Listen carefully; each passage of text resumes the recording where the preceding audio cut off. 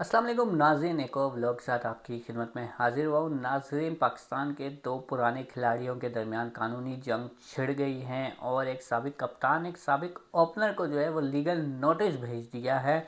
Legal notice है क्या, क्यों भेजा गया, कहाँ से मामला शुरू हुआ था।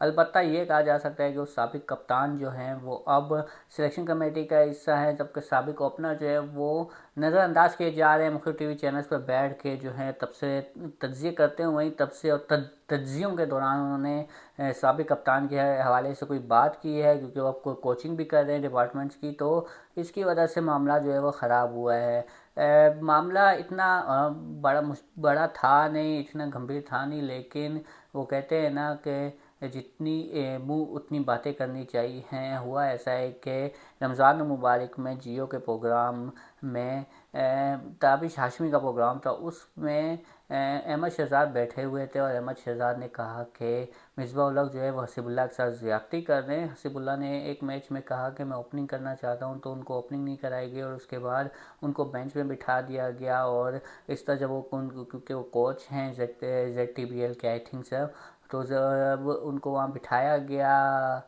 ZTBL यानी सुई नॉर्दर्न गैस के SNGPL में मिसबा उल हक जो है वो कोचिंग कर रहे हैं और उनको फिर बेंच में बिठाया गया। उनकी डिपार्टमेंटल फीस भी जो सैलरी होती है वो भी हसीबुल्लाह की रोकी हुई थी। ये एलिगेशन लगाया गया, सोशल मीडिया पे जो है वो हाईलाइट हुई चीज़ें और इसके बाद जो हैं मुख्तलिफ ख़बरें सामने आने लगी, जिसके बाद अब जो है मिसबा उल हक ने जो है वो कानूनी कार्रवाई का फैसला किया है अहमद शहजाद के ख़िलाफ़ और अहमद शहजाद को डिफेमेशन कानून के तहत नोटिस भेज दिया है। और मिसबा उल हक का कहना है कि अहमद शहजाद की तरफ से जो लगाए गए इल्ज़ामात हैं वो बेबुनियाद हैं, जिसकी वजह से उनकी साख जो हैं वो मुतासिर हुई है। अहमद शहजाद माफ़ी मांगे या फिर हर्जाना जो है वो अदा करे। इस वजह से अहमद शहजाद का कोई मौक़िफ़ अब तक सामने नहीं आ सका है, लेकिन मामला जो है वो शिद्दत इख्तियार कर रहा है। नाज़रीन, अहमद शहजाद हों या कोई भी खिलाड़ी हो, वो टीवी पे बैठ के बातें तो कर लेता है, लेकिन बाद में कोई प्रूफ नहीं होने की वजह से फिर माफ़ी तलाफ़ी होती है।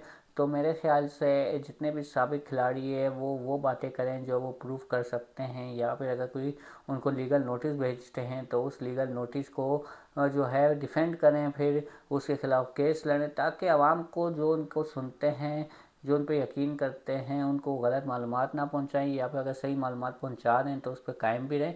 अब देखना ये होगा कि आगे अहमद शहजाद जो है वो इस मामले को कैसे टैकल करते हैं, माफ़ी मांगते हैं या कोई सबूत जो है वो पेश करते हैं। तो वो अब आइंदा आने वाले दिनों में चीज़ें जो हैं वो खुलकर सामने आएंगी। दूसरी तरफ नसीम शाह के हवाले से भी ये जो है यही कहा जा रहा है कि उनको हो सकता है कि या तो सेंट्रल कॉन्ट्रैक्ट में उनकी कैटेगरी तब्दील कर दी जाए, या फिर उनका जो मामला है वो माफ़ी तलाफ़ी की तरफ चला जाए। लेकिन अब इस वक्त तक जो पाकिस्तान क्रिकेट बोर्ड भी जो है वो ज़रा संभल कर तहम्मुल से जो है मामलात आगे बढ़ा रहा है। नाज़रीन, आज के व्लॉग में इतना ही, मिलेंगे एक और व्लॉग के साथ, तब तक दीजिए इजाज़त। अल्लाह हाफ़िज़।